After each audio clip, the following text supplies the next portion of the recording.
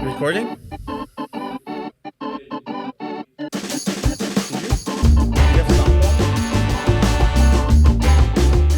Enough? Loud enough? Again? That was the clap for everyone. That's not part of the podcast. Please do not edit that in. AI. It will be in. It will be in. So you're going to listen to the whole podcast on your headphones? I don't know. Or do you want Should I? to just check? I don't know. I don't think it's necessary. Okay. So you just check the levels and if it's recording? And like each episode we check again. All right now. Yeah?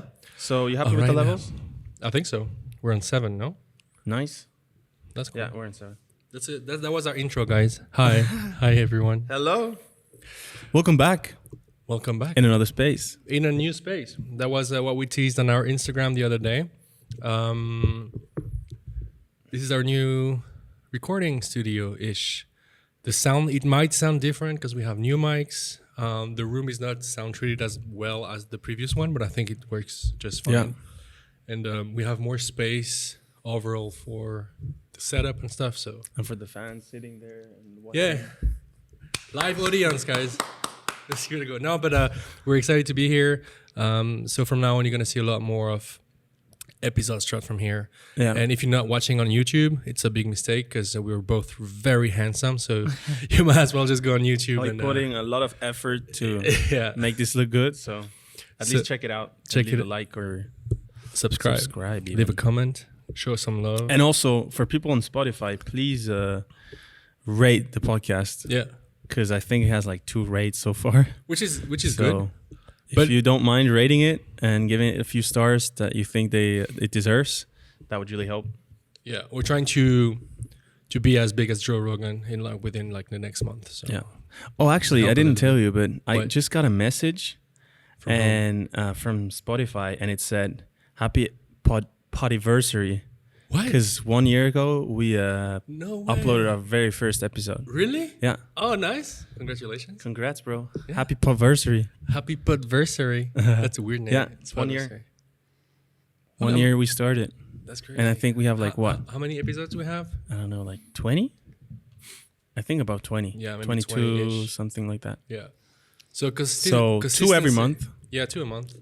So we should start doing every 2 weeks. We should upload, and then maybe we can. Yeah, I think every 2 Keep that weeks. Every other week is more realistic than every. We're not really managing every week, but No. maybe in a few months we'll have some more time. Yeah, now it's pretty insanely packed.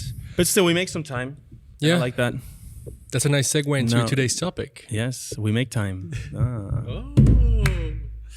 Oh. Because we want to actually speak about time, Yep. time management, especially especially from our point of view as freelancers, both now. Yep.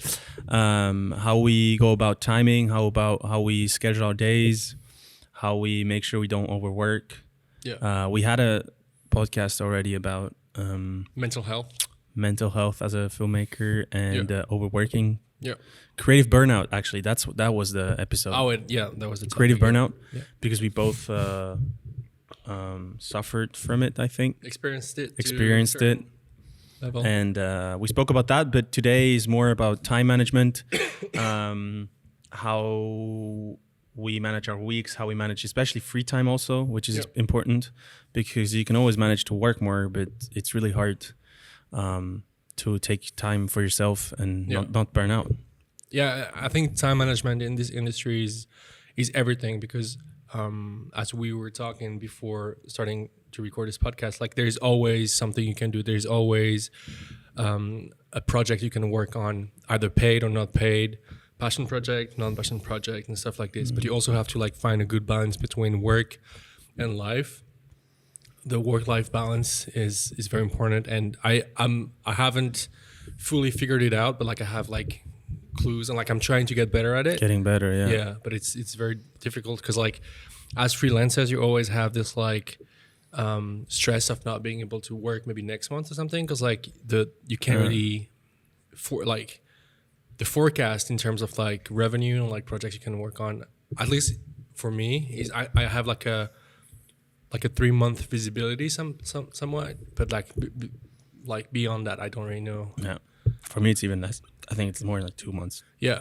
But yeah, so for me, the biggest biggest thing I think scared of, I can say, is burning out and not enjoying what I'm doing anymore because I'm just overloaded and my body's just telling me like you can't anymore. Because like we discussed in the episode about creative burnout, I actually came close to that. I mean, there was times where I didn't enjoy, where I had like shoot after shoot, and that was always like looking back 3-4 years. That was what I was going to, like that was my goal, like to live from that and being booked like for different shoots, and I had that, and then all of a sudden I didn't enjoy it because it's too much. I was just it's too much. being on set, and I think I'm just scared of having that again. Or I mean, scared, maybe it's the wrong word, but I'm really aware that this can happen. Yeah. And every time I'm noticing I'm not well with like my amount of work and the time I spent in front of a screen and working, and I notice like, you're going there again, Phil. What are you gonna do to not go there all the way? Slow down a little bit. Yeah, and then I start to. I mean, I think I'm doing good. I'm proud how I manage, but it's a daily thing. It's not like I manage now, I'm good. Yeah. You go back and you feel it, and it's really good. I think also if you have someone around you that knows you well. Like I live with my girlfriend, and so she knows me well by now. We've been together a while. And she knows exactly when I'm getting stressed. Yep. And she's like, look, you're getting stressed again. You're forgetting this and this and that. You don't usually do that. So do you notice? And I'm like, yeah, I know. I have to do this and that. And then like, it's really nice to manage. Yeah. How do you manage? How do I manage this? The creative burnout part, as we already said, like. Is it the same to you? Yeah. I mean, I'm really grateful because like my girlfriend is like really supportive like in everything I do, but she also tells me like sometimes you overwork, sometimes you maybe take like half a day off, like take a day off just to like recover a little bit, and having someone from the outside, as you said, like telling me like you might be going a little too far there or like here and there, I think it helps me a lot. But at the end of the day, I think, as you said, having been there and having experienced, know how it feels, then you can start to see like the signs of it coming back. And what are they for you? I've had it. I think it's just like a feeling of being overwhelmed by like the smallest thing. Sometimes just sending an email back to like a potential client or like a revision or something feels like a humongous task. Yeah. Whereas and you just put it out and like I'm gonna do that. Start to procrastinate. I think procrastination is like one of the first signs for me. Because your body's telling you don't do it. Yeah. Like do something for yourself, but you know you need to do it. Exactly. So it's this fight. Exactly. Thinking about it, procrastination for me is like one of the first signs that comes up when I start to get overworked. When did you have it the last time? I don't know. I think it happened maybe before my second kid was born. I had so much work, so I was like going head first into like all these different projects. So a couple of months back, but I started to get like anxious about having to answer one email or like another, and this was a sign like, maybe it's time for me to like slow down a little bit. And thankfully, but my kid was born, so I had like a 2-week parental leave, and like everything came down a little bit. But yeah, I think procrastination for me is like the biggest sign. And when I go past this, then this is when I start not enjoying what I do. You just have to get through it. Yeah, you just have to get through it. So like for the people listening, it's not like we work on a project and we don't like the project and it's annoying for us. It's just like the whole process of making images and like editing or whatever you do becomes like this burden, and you just want to go home and do something else. And this is, I think, the further I can go before it gets really bad. So like when it gets like this, I can sometimes take like do something I like, take a half day off, take a day off, or like stuff like this. But thankfully, like the last 2-3 years, it hasn't been too present. But I just feel like whenever I start to like being so anxious about the smallest thing, then I have to like slow down a little bit. So first question, what do you do once it comes up? That's kind of, I mean, we want to talk about time management actually, but we're about to get in there. Yeah. But I'm just curious, what do you do when it comes up? Like, what's your first kind of As I already said, Handbrake. I think my girlfriend knows before me when it comes up, and that's crazy. Because like you're so into like all these projects and stuff, like you don't really think about it. Now I'm trying to be more aware of like what my body feels like, and like what my mind, my mental health like is at, where my mental health is at.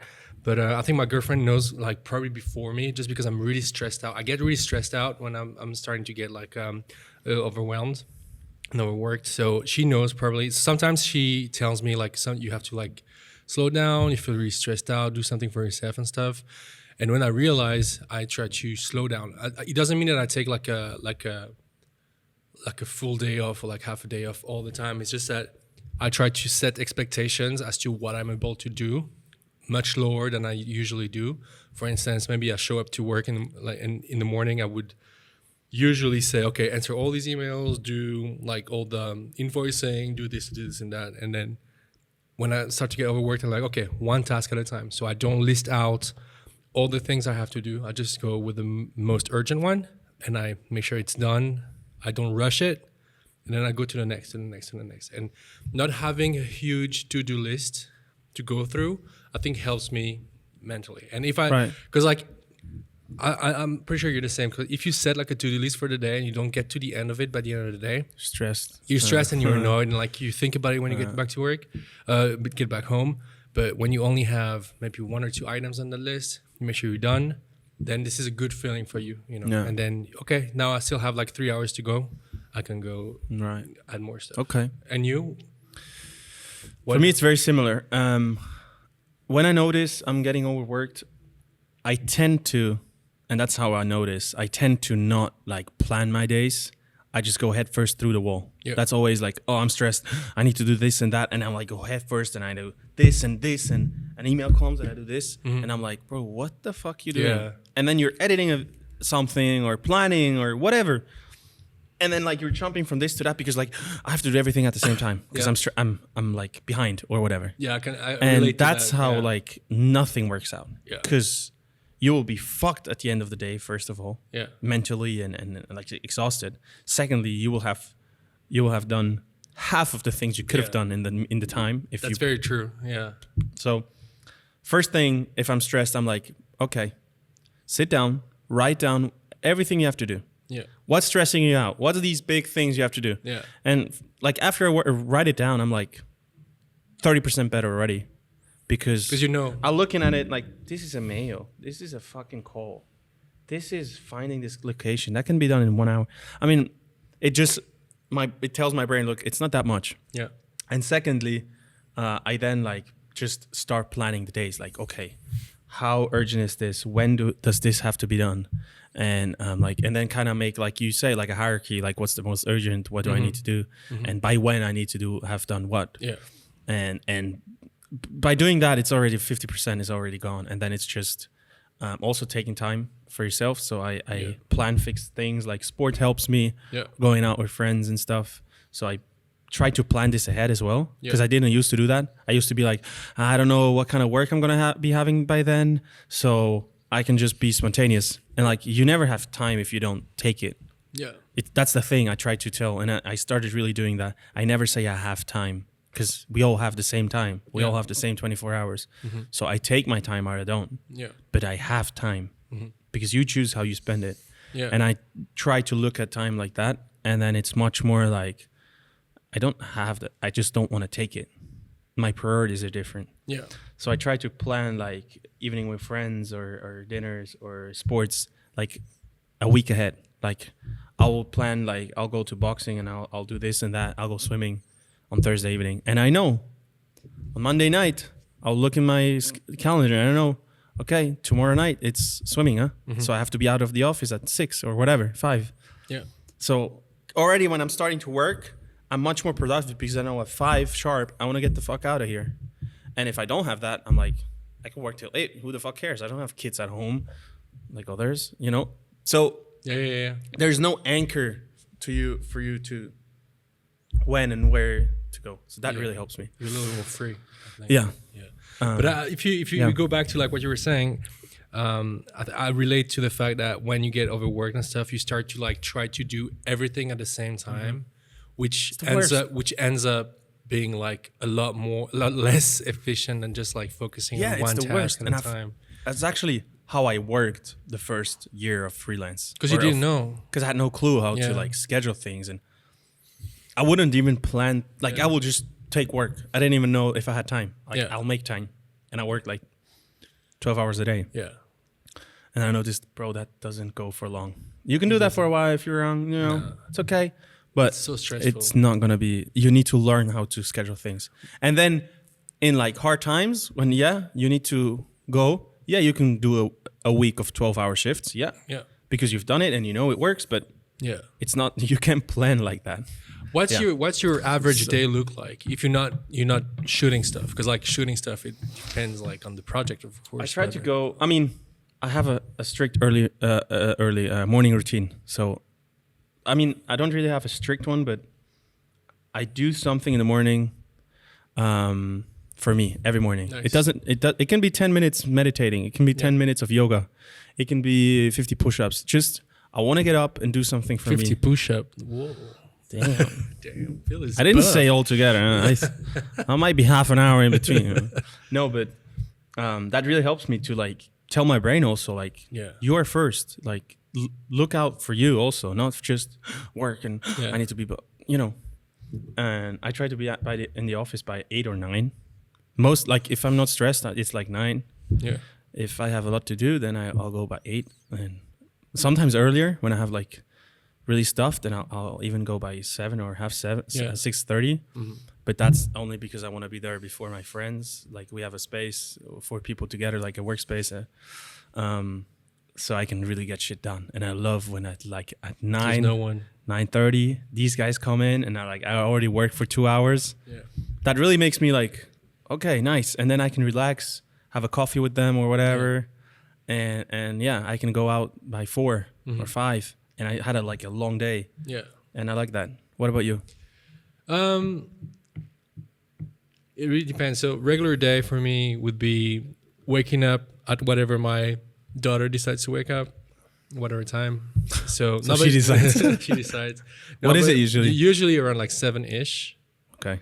So 7-ish we wake up. So does she come to your room and yeah. Dad, yeah. I'm up. Let's go. I want my bottle now. Really? Yeah. So no, it's cool. It's cool. I think the morning routine you have with meditating and stuff, I have it with my daughter. You should do a daily vlog, like a one-day vlog with your kid, like how it works. I don't want them on the internet. You don't? No. But so I wake up, I go take a shower. We have breakfast if we have time to have breakfast, or if she wants to have breakfast. Then we get ready, dress up. I bring her to daycare usually, and then I drive to work. So it puts me at work around 8:30 on average. Then I start to go through. So you're here at 8:30. 8:30-ish, yeah. Then the first thing I try to do every day, unless I'm on a tight deadline or something, is I try to go through my emails first thing in the morning. I just check if clients send me emails back, if I have offers I have to send, stuff like this. I try to get all my admin work done within the first hour and a half. Oh, you do that first? Yeah, I'm trying to do that so I don't have to think about it for the rest of the day. So I do that, and then I start working on the ongoing projects that I have to work on. So either editing, grading, or planning a shoot. Yeah. This takes the whole chunk of the morning usually. At 12, I have to go pick up my daughter from daycare. I bring her back home and I come back here, and then I have lunch. Every day? She's there half day? Yeah. Okay. Yeah. 4 days a week. 4 days a week. So, and then I come back here around maybe 1. I have lunch, quick lunch that I go get, or I have leftover from the day before that I can reheat here. And then I continue the creative process as to editing, grading and stuff. And then by the mid-afternoon, maybe 3-ish, I check my emails again just to make sure if someone... So you don't open the email app before? No. And I'm trying not to. I'm really trying not to.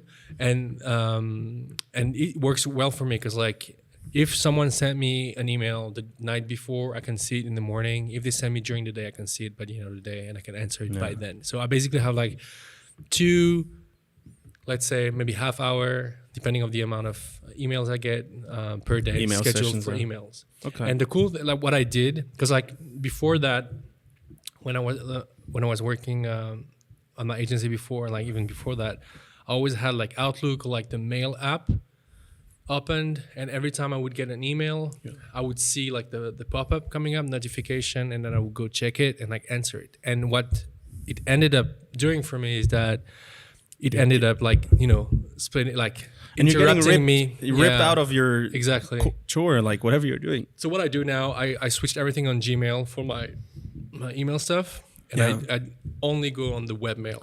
So I only go I used to do that too, yeah. only go on gmail.com.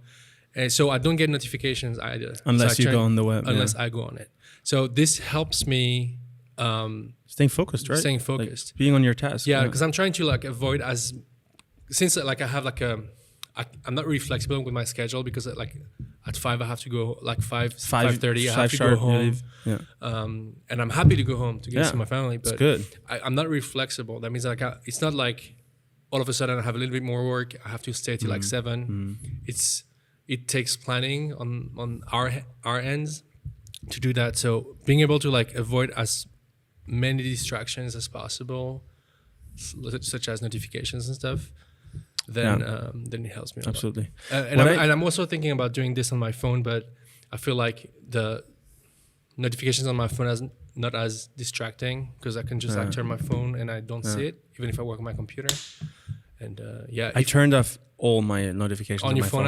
I mean, I have on your phone WhatsApp, too? Yeah, and like my phone is basically 99% of the time it's on airplane. mute. Oh yeah. So I mean, all the notifications are muted. I have the only one I have is calls, and even calls, even now it's muted. Yeah. So even calls, I mean, I watch my phone every hour anyway. Yeah. I look at my phone every So hour you anyway. know. So the latest I'll see a call is like 1 or 2 hours. So it's more than enough. I don't need to like be ripped out like, who the fuck is calling me? And the worst thing about notification is that apps for some reason send you like the most random notifications all the time.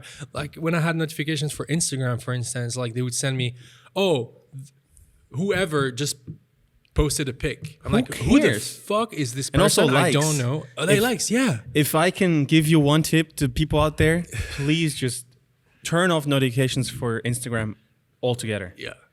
Because if I got ripped out of my things for like this person liked or this person reposted, I mean, let's be honest, we go on Instagram multiple times a day anyway. Yeah. So for the 2 hours that you're not on for once, do you really need to get ripped out of your task and like this person? Oh shit! Oh, that's interesting. Who is that? I don't know that. And then before you know it, you're half an hour on Instagram. But these notifications are getting crazy, because that's why I turned off like most of my notifications as well, except for the messaging apps like WhatsApp and Telegram for me.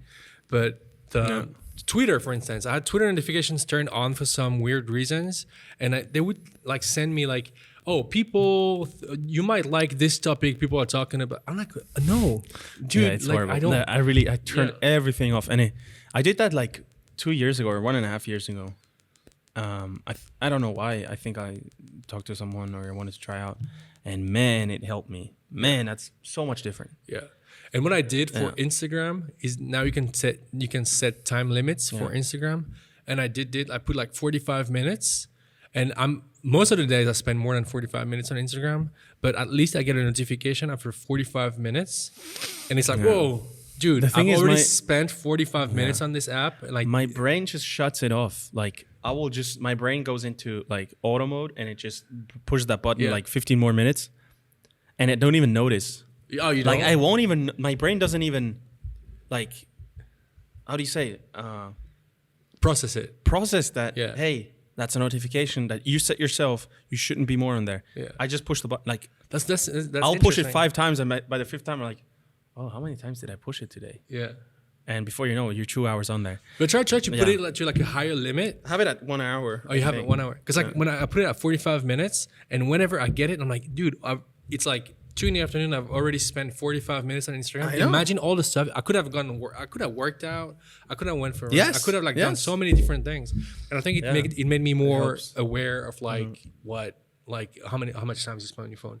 And I'm really trying to like I have my phone away as much as possible when I work as well. Because like I'm so it's like I have a watch, but I don't really read the time on my watch. I'm like checking my phone, and I'm like, oh, I'm on my phone. So what's up on Instagram? And what's up on this and that? It really helps me also. I use Pomodoro timers. Oh yeah, You know them? yeah, So for people that don't know, it's a technique of being focused. And I think the traditional one is 25 minutes on and 5 minutes break. yeah. So you have a timer, there's apps and there's websites and everything. And there's even watches that have this feature. So you put a timer on 25 minutes, and I have an app that even blocks my WhatsApp and my email for that time. Oh really? So I can't use the app. I put it in an app that it blocks these software. So you can put in any software on your computer that it should block during the focus time. Nice. And then I focus for 25 minutes. Yeah. And if I go on my phone, I'm like, bro, chill. You got 14 more minutes on focus, and then you can go 5 minutes on your phone, and you can check whatever you want. Isn't it terrible? And my brain is like, okay, bro, in 14 minutes I can check again. So you call your phone, bro? Yeah. Okay. It's a bro. No, but I mean, it's insane how insane. addicted to our phones we are. But it really helps me. And then I think every four times 25 minutes is a 15-minute break. Yeah. And most of the time it's like lunch or whatever, and then I'll take a break. But it really helps me, and it shows me, especially when I have a big task that I'm doing that I kind of is like tearing on me a lot. You see at the end of the day how much focus time you had. Yeah. And it's really crushing how little most of the time it is. Yeah. Like after a morning, it will be like 2 hours and 14 minutes. I'm like, I've been here for 4 hours. Yeah. What the fuck did I do the other? Yeah. That's 1.5 hours. And it's really like, it shows you how ineffective you are a lot of times. So you're taking breaks like quite often? No, but I mean, I will just like take the break and then start to do this. And before you know it, 20 minutes are gone. Yeah. And it's really, it helps me like show me, bro, you are not efficient because I have what a you're really doing. hard time taking breaks, especially because I work here by myself, because I don't have anyone saying, oh, you want to go on it for like a coffee break and stuff. That's true. And like ever since I started working, I've never really been a big fan of taking breaks for some reasons. I've always had like past colleagues and stuff like at 10 o'clock you take a break, at like but it's 3 good. or 4. It's very good, but I always felt like it was always I saw this as an like interruption in my like workflow somehow. Yeah, but the thing is, I mean, for me, if I go 3 hours uninterrupted, I might be like focused, but after the 3 hours, I'm like exhausted. Then I need half an hour break or an hour break. Yeah. No, maybe not an hour, but I noticed that my brain function is not 100% anymore. Yeah. Whereas if I do 1.5 hours, 10-minute break, 1.5 hours, 10, 15-minute break. Yeah. At the end of the day, I'm much more chilled. I'm much more like, that was a good day. Yeah. And at the end of the day, if you look at the time, you probably were more time